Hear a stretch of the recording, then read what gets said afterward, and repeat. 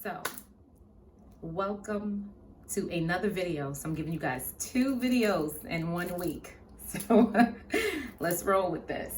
So today's video, I just want to let you know it's going to be just a quick, brief description of like the first 5 to 6 documents that I normally present first and why. So let's get to this. But before we do, if you are new to my channel, my name is Zarina and I'm a notary public slash loan signing agent, however you want to interchange the names. And I am the owner of Remarkable Signings, as well as just journaling my journey along. And so I just invite you guys being transparent. If you are one of my fabulous repeat offenders, welcome again, okay? So all my videos, I'm just being transparent, and I hope that you're able to get something from it, or if you can be able to relate with my experience, okay? And so you already know a disclaimer, and for those of you that don't know, I am going to give you my videos raw, like ODB. I'm not doing any editing. I will make mistakes and I will just keep it going. So I'm just giving all of you in rare form, okay? So today, you know, as I've finished doing my signings, I just wanted to come on here before I unwind with my day. And I just wanted to bring to you guys sort of like a mock signing, but not really. I just want to break things down for you. You know, it could be so broad and there's so many documents. I just wanted to start off with like the ones that I was really focused on when I first started.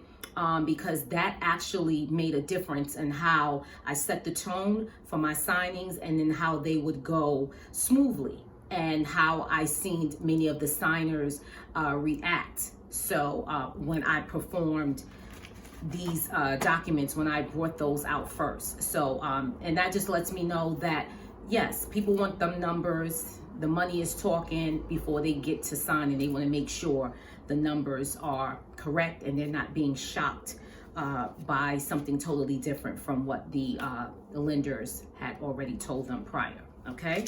So the top ones that I normally do would be a notice to right to cancel, a closing disclosure, the alter statement. It would be the note and the deed and the first payment letter. So I normally get those knocked out of the way, and then the rest of the documents I can pretty much, you know, go through and explain to them, and they're just ready to sign because the numbers were correct, okay?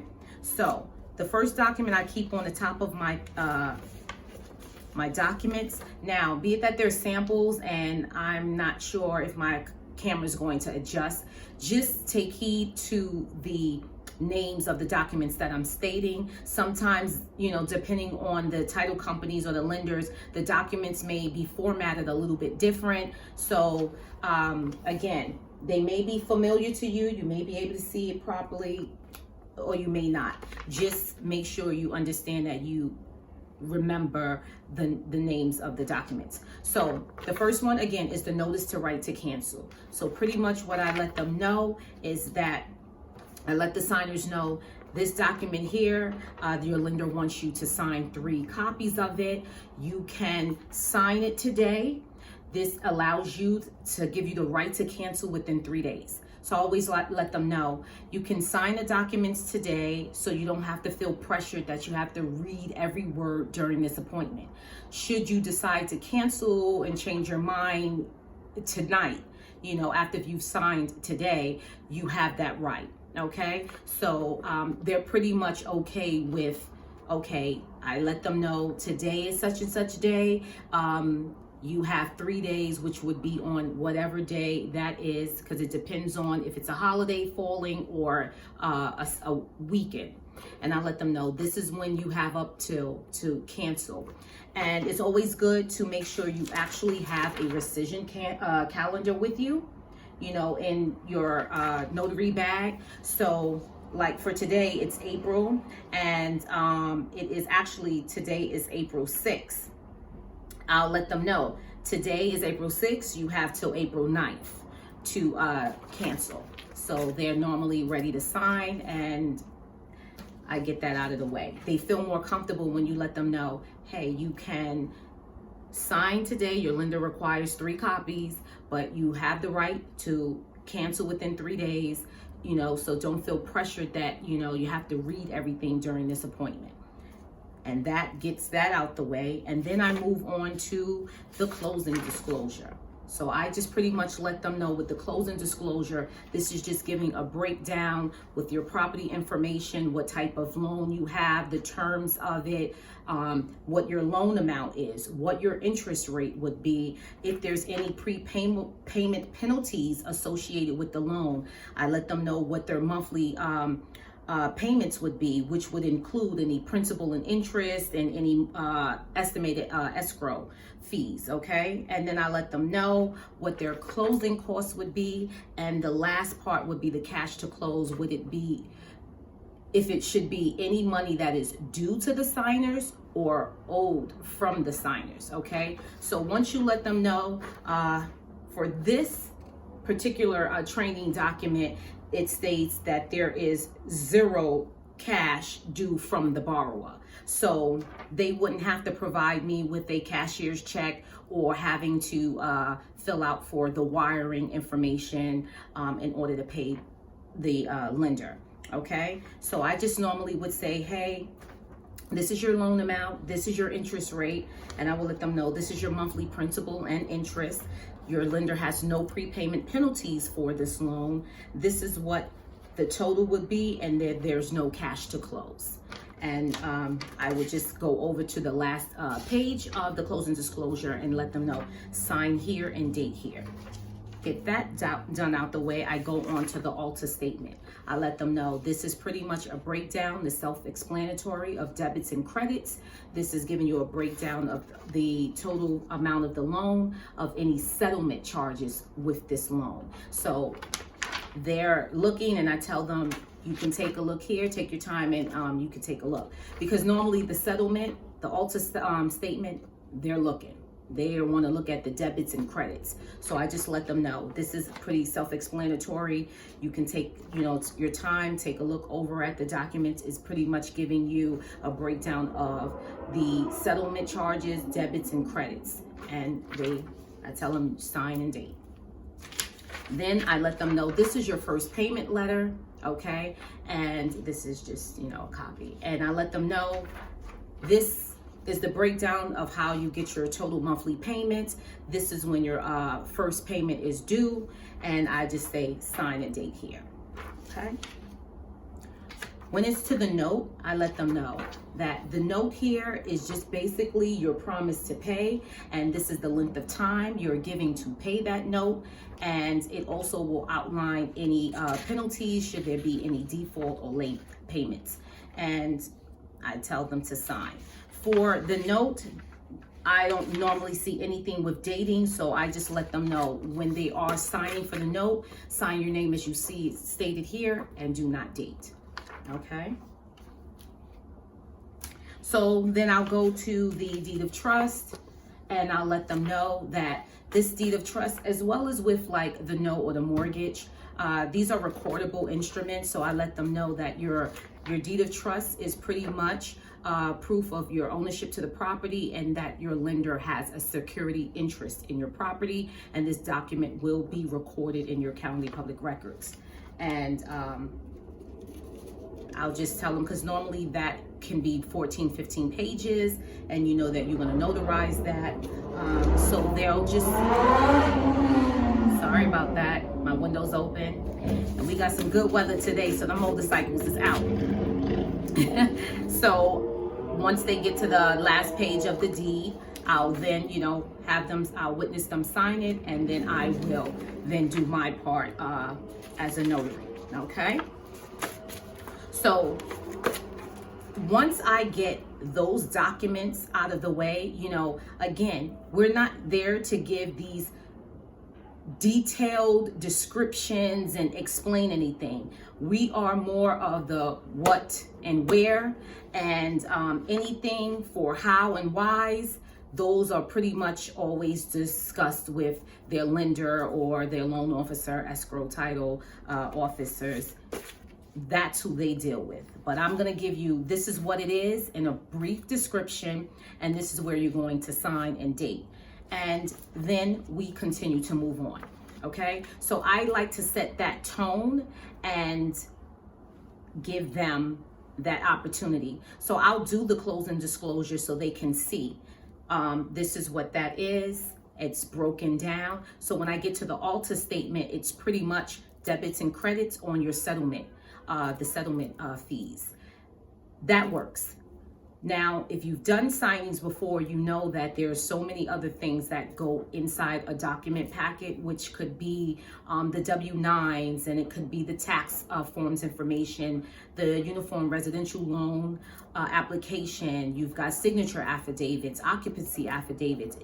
The list goes on of all those other documents that is included in your packet. But it's like once you get to these important documents, which are the numbers, and they are aligned with what was told to them, and if the signers owe something, and if they have not wired it already, they would have a cashier's check for you. So long as those numbers are aligned with what was told to them before, you're perfect. Okay. For me, that I haven't had the issues moving forward once we were able to have the numbers complete. Okay. So just a little FYI. Yes, I do. When I do get my docs together, I pretty much have gotten my flow of it. I will, put some Post-its always at the sign and date. Sometimes I don't, but for the ones that I might have to remind myself, because depending on the lender or the title company, some of those documents are unfamiliar with me because it's more state specific or lender specific. I'll make sure that I have those Post-its to attract my attention. Okay, so I also still use this, even though, and again, I tell you, I'm still considering myself a newbie. There's still a lot of things to learn. So I also use my loan signing prep sheet. Okay, when I'm getting my documents, I like to know ahead of time. I create my different piles. I will create a pile of all the documents that I am to notarize. And that's what I like about the loan signing prep sheet. I got this from the NNA website, and I like to have for my records. So I will fill out the names of my borrowers and the address that I'm going to be notarizing these documents. And I will put if there's any, is there any two right to cancel forms in there, yes or no. I always know by listing any of the documents that need to be notarized, I know ahead of time how many documents in all in that specific packet I'm going to be notarizing that day. Just FYI, I know some people pre-fill their things in to save time. I don't do that. I do not do that when we've getting them documents together, and I know that I have my separate pile of things that's to be notarized. Once that signature is witnessed, then I go and fill and I stamp 1, 2, 3, because when I'm ready to go and be finished and I'm going through my documents, they're going into the FedEx or the UPS labels so that they can be shipped off that day, especially if it's within the time frame where the offices are open. So for those of you, just for newbies and you're not familiar with it, you might want to invest in, I think it's like $19 at the NNA website for a loan signing prep sheet. The reason that I do it, even though I've gotten much more familiar and comfortable with my documents, I am a very detailed oriented person and I keep my documents together. So what I do is, depending on the actual signers, the actual title companies, whether it's direct or any signing services that I use, I always create, like I have a folder. So when the signing is completed, I have that in there. I'm always able to reference back that all of my loan signing jobs, I have a prep sheet for them. So I know what was in there. I write my little notes onto it, and then I'm able to store that. So that's kind of like my, some people might feel like it's too much, but for me, it works for me. I like to go back and I know what was in those docs. So if it's a refinance, I know that it was a refinance. If it was a seller's packet, I know. If it was a HELOC, all of this is written, so I know what documents. What I like about it is if you turn it over, it's a whole list, and it can give you a breakdown if there's any hazard insurance document, if there is the IRS request, the loan disbursement summary, just so many, nearest living relative document. They pretty much have a lot of it in there, the compliance agreement, payoff settlement statements, all of that, your closing disclosures, all of that you'll find, and it's alphabetical order, so it works. So I like it, and again, it doesn't mean just because you may be more seasoned than the other person. I just know that I've created a system for me, and I like that it works for me. I like to know and be able to revert back to a lot of the signings that I've done. Okay, another thing that I make sure that I have when I'm doing my signings is I have a manila folder with all my blank notary certificates. There are some companies, title companies, where they just reformat these documents to, and they want it notarized, and some do not have any notary verbiage. And we have to be careful, as I always state in my videos, you know, just because it's coming from a company doesn't make it right. You have to make sure you're going in within the parameters of you being a notary. So if you do see some documentation that just does not have the verbiage, and you can see that they're formatted because the company wants it notarized, I just, to be on the safe side, I will attach and staple, you know, a blank notary certificate that is for that, whether it's an acknowledgement or a jurat. And I do it, fill it out, because the verbiage is for my specific state. And I've never had any issues with that with any of the companies, okay? So also, I also keep, like, just in my notary bag, as well as by my computer, I keep it pinned up. I keep a list of my, like, escrow states and attorney states. And the reason for that is I have had an experience before where I was given a assignment, and the property was in another attorney state, and I'm given all this information as far as to printing up the docs, but they don't give me an attorney. And that specific signing, it needed an attorney, so and a witness. So they did have the, you know, I notified the signers, make sure that you have a witness, non-relative, that is actually at the age of 18 and over, you know, and I just let my signers know, please have, if a witness is required. I also let them know, please have a very clear copy of your driver's ID or passport ID that must go with your documents to your lender. So I always let them know ahead of time, before the day of, because some people be like, oh, I didn't get it photocopied, I don't have a printer, like, for whatever reason, you just want to give them enough time. And so going back to the attorney state, I was able to contact the signing service and let them know, hey, I see that this is in another attorney state. I'm in an attorney state. And with this specific type of signing, I was under the impression that an attorney should be present. And they were like, oh my gosh, I'm so sorry. That was overlooked. And they were able to get me the attorney's number.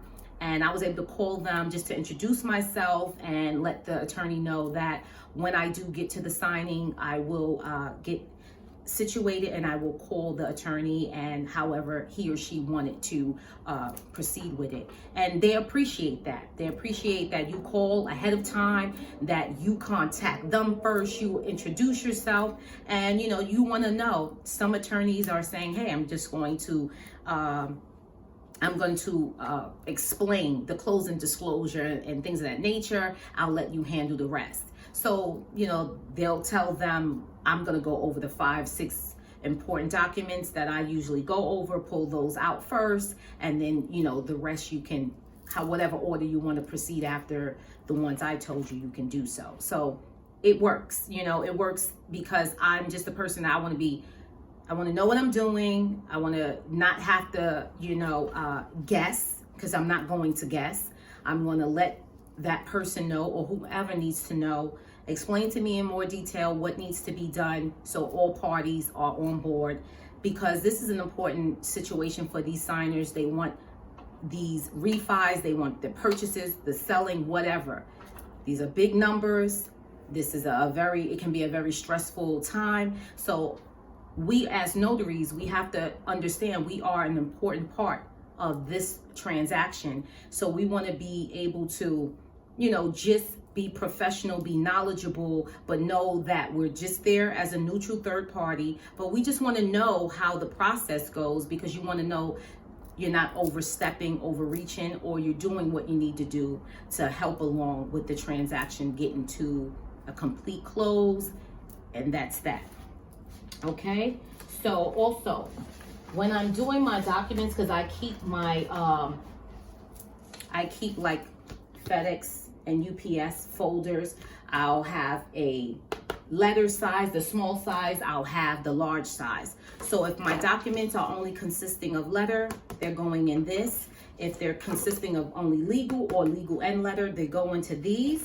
Then I will then package them.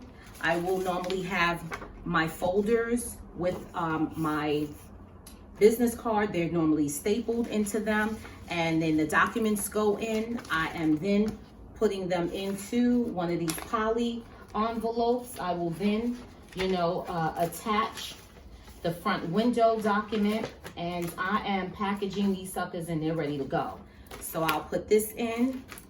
I'll put this on, I'll put the label inside, and then that's going on to the done pile. I'm on my way to the next signing. So that's why I say I like to be very detailed before I leave the table, and that's why I keep the flow going. So when it comes to notarization, I do those right after they filled out the last bit. The other documents that need to be notarized, I explain it. Once they finish signing, I stamp, I explain the other one, and then I'm finishing filling them out. And it just tends to flow and work. And again, you don't want to overthink it. You want to find ways to create your own flow, and you will create the space. You set the tone. And I'm not encouraging anyone to be on a timer as far as, you know, getting in and get out. I never look at that as a goal. I look at it as being able to get the whole situation together and be accurate, be professional, be precise, and get it done. And I go on to the next signings, and I do that each signing. And it just works, because once you've got that flow, the time comes. Then you'll realize you're not taking an hour or more to do signings, because you've set the tone, you're familiar, and you know what you need to do. So I just wanted to bring this video to you guys just to give you an idea of how I start and prepare my documents for a signing. I just wanted to give a brief description and what I use first that works for me, and that actually gets me to set the tone of my signing, and it gets me on a good flow, and I'm able to do my signings in a very timely manner, and how I package and go. So I'll bring to you guys a video about a lot of common mistakes that I've learned, I've heard, and I can actually see how they would be happening because of sometimes an oversight or negligence. So that'll be my next video, along with some other content. So make sure you subscribe, share, like the videos, and also give me your input, your questions, or your opinions. They're greatly appreciated.